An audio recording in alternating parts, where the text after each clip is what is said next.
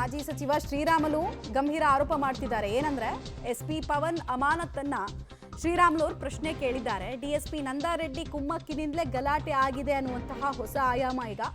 ಮೊದಲೇ ಗಲಾಟೆ ನಡೆದಿದ್ರೆ ಗಲಭೆ ಆಗ್ತಿರ್ಲಿಲ್ಲ. ಭರತ್ ರೆಡ್ಡಿಯನ್ನ ಕೂಡಲೇ ಬಂಧನ ಮಾಡಬೇಕು ಅಂತ ಕೂಡ ಆಗ್ರಹಿಸ್ತಾ ಇದ್ದಾರೆ. ಸ್ವಲ್ಪ ಎಚ್ಚರ ತಪ್ಪಿದ್ರು ಜನಾರ್ದನ ರೆಡ್ಡಿ ಉಳಿತಾನೇ ಇರಲಿಲ್ಲ. ಅಂದ್ರೆ ಮಾಜಿ ಸಚಿವ ಶ್ರೀರಾಮುಲು ಹೇಳ್ತಾ ಇರೋದು ಅಸಾಸಿನೇಷನ್ ಮಾಡೋದಕ್ಕೆ ಪ್ರಯತ್ನ ಪಟ್ಟರು, ಕೂದಲೆಳೆ ಅಂತರದಲ್ಲಿ ಪಾರಾದ್ರು ಅನ್ನೋದು ಇವರ ಆರೋಪ. ಸುದ್ದಿಗೋಷ್ಠಿಯಲ್ಲಿ ಬಿಚ್ಚಿಟ್ಟಿರುವ ಅಂಶಗಳಿವು. ಏನಿವತ್ತು ಎತ್ತಿಗೆ ಜ್ವರ ಬಂದಿದೆ ಅಂದ್ರಿಗಿನ ಹೆಮ್ಮೆಗೆ ಬರೆ ಹಾಕಿದಂತೆ ಬಳ್ಳಾರಿಯಲ್ಲಿ ಗಲಭೆಗೆ ಕಾರಣೀಭೂತರು ಯಾರು ಅನ್ನೋಂಥ ಪ್ರಶ್ನೆಯನ್ನು ಕೇಳಬೇಕಾಗುತ್ತೆ. ಯಾಕಂದರೆ ಇವತ್ತು ಎತ್ತಿಗೆ ಜ್ವರ ಬಂದರೆ ಎಮ್ಮೆಗೆ ಬರೆ ಹಾಕಿದಂತೆ ಈ ಗಲಭೆಗೆ ಕಾರಣೀಭೂತರು ಯಾರು ಅನ್ನೋಂಥ ಪ್ರಶ್ನೆಯನ್ನು ನಾನು ಕೇಳಬೇಕಾಗುತ್ತೆ. ಬಹುಶಃ ಈ ಗಲಭೆಗೆ ಕಾರಣೀಭೂತರು ಶಾಸಕರಾದಂಥ ನಾರಾ ಭರತ್ ರೆಡ್ಡಿಯವರು,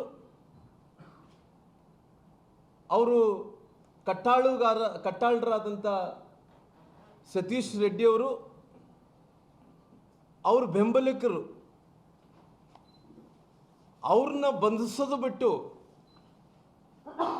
ಒಬ್ಬ ಜಿಲ್ಲಾ ಪೊಲೀಸ್ ವರಿಷ್ಠಾಧಿಕಾರಿಗಳು ಅವರು ಎಷ್ಟೋ ಕ್ರೆಡಿಬಿಲಿಟಿಗಳನ್ನು ಕೆಲಸಗಳು ಮಾಡಿ ಇವತ್ತು ಅವರು ಬಳ್ಳಾರಿ ಪೊಲೀಸ್ ವರಿಷ್ಠಾಧಿಕಾರಿಗಳಿಂದ SP ಅವರಂದೇಳಿ ಅವ್ರನ್ನ ಅಮಾನತು ಅಂದ್ರೆ ಅವ್ರನ್ನ ಸಸ್ಪೆಂಡ್ ಮಾಡಿರೋದು ಎಷ್ಟು ಮಟ್ಟಿಗೆ ಸರಿ ಅನ್ನೋಂಥ ಪ್ರಶ್ನೆಯನ್ನು ನಾನು ಕೇಳಬೇಕಾಗುತ್ತೆ. ಯಾಕಂದರೆ ಬಳ್ಳಾರಿಯ SP ಅವರು ಯಾರು ಪವನ್ ನಿಜ್ರೂರ್ ಅನ್ನಂಥ SP ಅವರು ಅಧಿಕಾರವನ್ನು ಸ್ವೀಕಾರ ಮಾಡಿಕೊಂಡು 12 ತಾಸಾಗಿದೆ. ಕೇವಲ 12 ತಾಸು, 12 ತಾಸುಗಳಲ್ಲಿ ಅವರು ಸೇವೆಯಿಂದ ಅಮಾನತು ಮಾಡೋದು ಕೇವಲ ಕಣ್ಣೊರೆಸಂಥ ತಂತ್ರವಲ್ಲನ. ಯಾಕಂದರೆ ಇವತ್ತು 12 ತಾಸುಗಳಲ್ಲಿ ಅವ್ರನ್ನ ಅಮಾನತು ಮಾಡಿದೆ ಅಂದಿನ ಎಷ್ಟು ಮಟ್ಟಿಗೆ ಸರಿ ಅನ್ನೋಂಥ ಪ್ರಶ್ನೆಯನ್ನು ನಾವೆಲ್ಲರೂ ಕೂಡ ಕೇಳಬೇಕಾಗ್ತಾ ಇದೆ. ಯಾಕಂದರೆ ನಾನು ಮುಖ್ಯಮಂತ್ರಿಗಳ ಬಗ್ಗೆ ಭಾಳಷ್ಟು ಗೌರವ ಇದೆ, ಇಲ್ಲ ಅನ್ನಕ್ಕೆ ಹೋಗಲ್ಲ. ಯಾಕಂದರೆ ಅವರು ಕೂಡ 5 ವರ್ಷಗಳ ಕಾಲ ಮುಖ್ಯಮಂತ್ರಿಯಾಗಿ ಕೆಲಸ ಮಾಡಿದ್ದಾರೆ.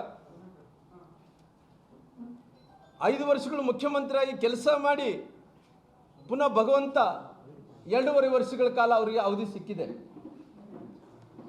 ಪುನಃ ಅವರು ಮುಂದಕ್ಕೆ ದೇವರಾಜ್ ಅರಸರು ಏನಿದ್ದಾರೋ ಈ ಬಜೆಟ್ ಆದ ನಂತರ ಅವ್ರ ಅವಧಿಯನ್ನು ಕೂಡ ಮುಗಿಸ್ಬೇಕಂದ್ಕೊಂಡಿದ್ದಾರೆ.